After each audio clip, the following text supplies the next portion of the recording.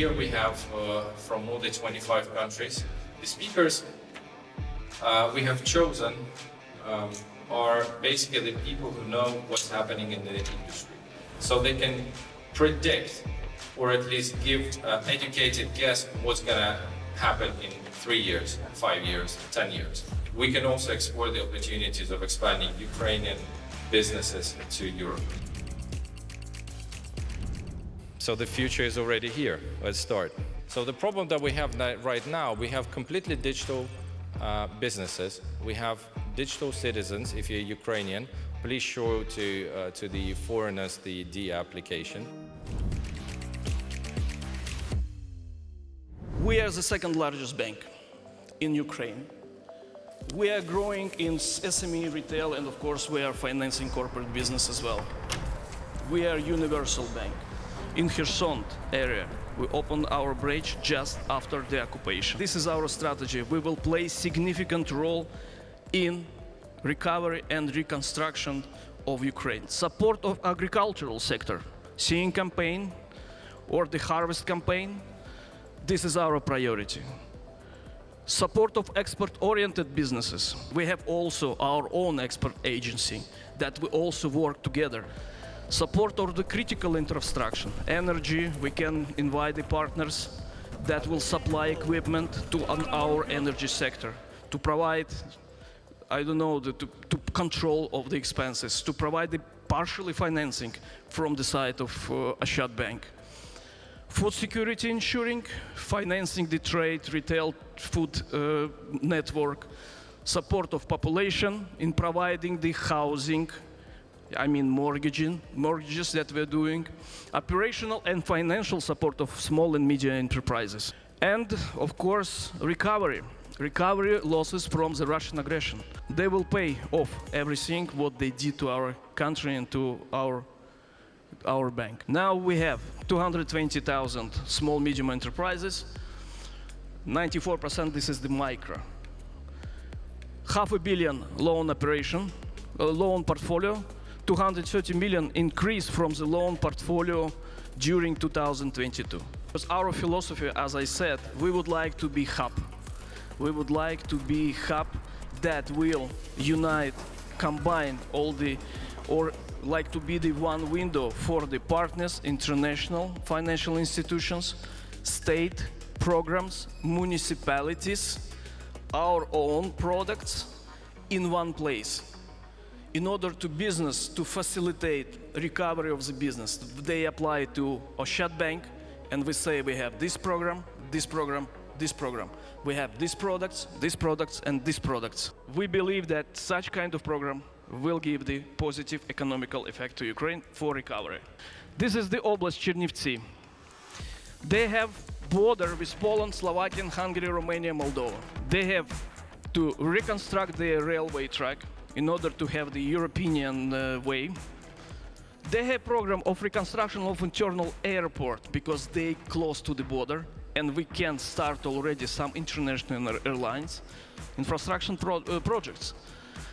Construction of interregional high-speed railway, and the creation of service zone for customs. We know how to work with municipality. We know how to finance. If we have the grants, guarantees, everything, it could be combined, it could be packaged in one product.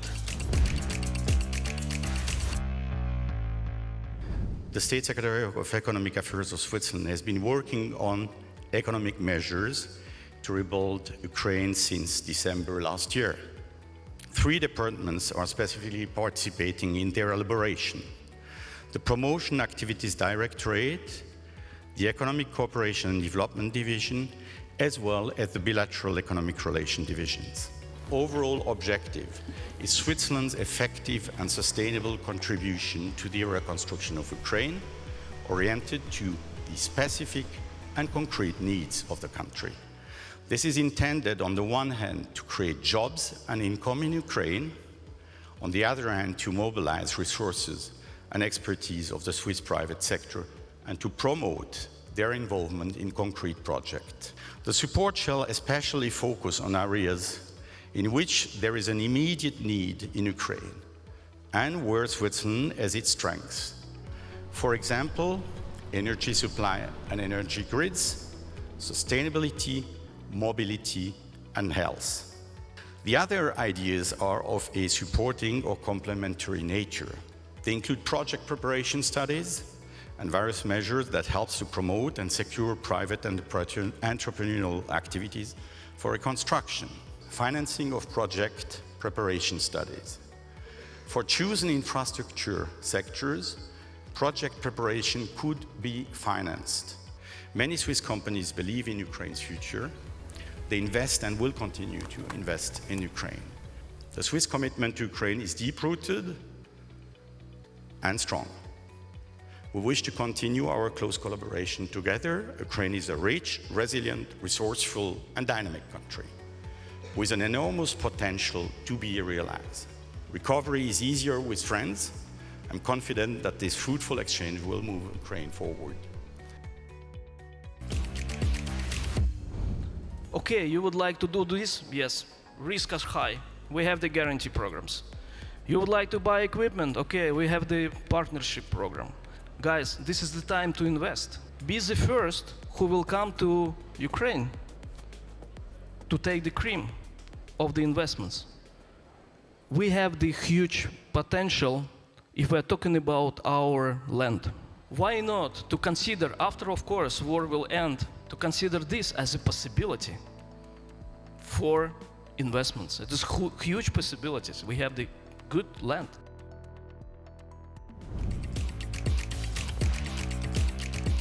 Головна тема, фундаментальна тема та сама. Це проблема довіри. Ми бачимо, що Україна отримала історичний шанс. Ми розуміємо, що ми затяті на полі бою, нас не лякає ядерна зброя, ми готові битися проти кого однаково успішно.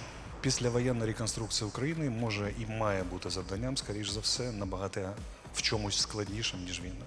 Тому що ми дійсно отримали біблійний шанс на зміни, який випадає націям раз на 1000 років.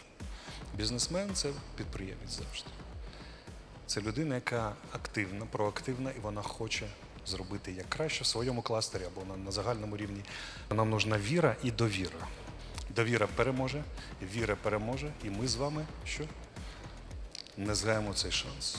Ми зрозуміємо, що ми маємо взятися за руки, щоб не пропасти поодинці. Right now, I want just to speak and share one of my favorite. It is connected in healthcare. We are in healthcare in different aspects. One of the we're building family clinics. We have about 40 now all over the Ukraine. But actually, my favorite is connected with the digitalization of healthcare. What is more important here? Ukraine is one of the most innovative, accepted countries, and we have one of the best known project DIA, which also has developing the digital market of Ukraine, and also we believe that the healthcare reform, which was started 5 years ago, have dramatically evolved and helps us to make it more digitalized and innovative. So I want just to give you some numbers on what is DocUA. I think I believe the biggest digital hub in Ukraine, which is first of all involved in booking of where you can find your doctor, you can make an appointment, you can make an online consultation. You can after that you can take the analysis also and just get it online with the result of the laboratory and the result of the analysis, and then also we send it to the doctor. So we're trying to make the digital infrastructure of the healthcare, and we believe there is one and the only such product in the world. The main reason why we invested in that. It's not only about money or about numbers, but really wants to innovate and to develop this market, because we believe that we will save money, we will save time, we will help doctors to do it even better, quicker. We provide the access to the healthcare much easier. We connect people from all over the small regions of Ukraine to the best doctors. What we are building now is a healthcare ecosystem. So we connect doctors, patients, pharmacies, laboratories, and now also healthcare insurance companies. Ukraine is very famous for its soil, very famous as a breadbasket of Europe. 100 years we feed the Europeans and not and Africa, and you know that Ukraine is have so much potential in agriculture. We should invest in processing, and that's our main future. Everybody knows that Ukraine is the biggest producer of sunflowers or sunflower oil. The same stuff was with let's say honey production. We started this project 5 years ago, and it was like a big discussion why it's so. Ukraine is a big producer of honey with 400,000 beekeepers. I think it's the biggest number connecting with the to the per capita. Ukraine has a tremendous potential, especially after the war, because I strongly believe that it will be the part of the European market, part of the European Union. I believe that we can do, and we have much more arguments now for European Union, and it's a question of like a good negotiation. And I really believe that I want to believe that our country will represent skilled and good negotiator for the government, because I think we have much more than enough arguments for our partners why we should be among the European families, how much we invest in whole transparency and security. Believe me, we have no other way. I believe. So it's a question of how quickly, how difficult, and how effective will be our companies and our government to negotiate the conditions. But when, it's not a question. Be or not to be is not a question. It's only when and how. Critical materials, as you know, are resources that have special economic and strategic importance for various industries, as well as for a national economy as whole. Titanium is one of them. We have share 11% in the world. And Ukraine, one of the 7 countries in the world which has full cycle of technologies of production, from exploration and producing final products. Aerospace, defense, space exploration, energy sector, robotics and engineering, medicine, and even pharmaceutical. Our company was established in 2006 and today holds 2% of world titanium ore market, global market. We plan to build a new mining complex next year, and this year we plan to begin construction of our own plant for producing metal titanium powder, Lekarovsky mining and processing plant. The new mining complex will be built after the war in Ukraine, and it will increase our company production volume by the 40% with new resources 3 million tons. We will attract financing $35 million for this project. Of course, after the war, we will keep building a global, vertically integrated company by combining mining and production in our supply chain. Even now, we can see with investment $1 billion, the project NPV will be almost $4 billion. The world is already full of players, but we plan to change the rule of games. Who is responsible for this economical miracle? Who is the author of this miracle? You are. your government are. Whole Western world is.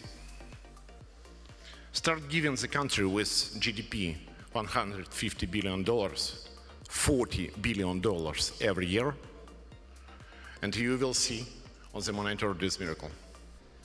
This is true about the Ukraine macroeconomics, current Ukraine macroeconomic situation. Sure, we everybody want to know the future. What will happen to Ukraine's economy after victory? And trend is absolutely typical for Ukraine rebounded after typical economic recession.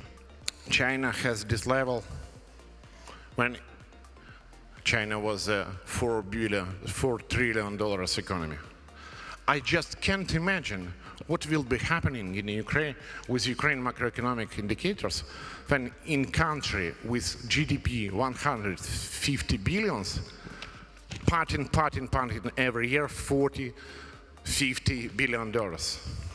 I think it's have to look by the 2030. It's have to look like Dubai, I know.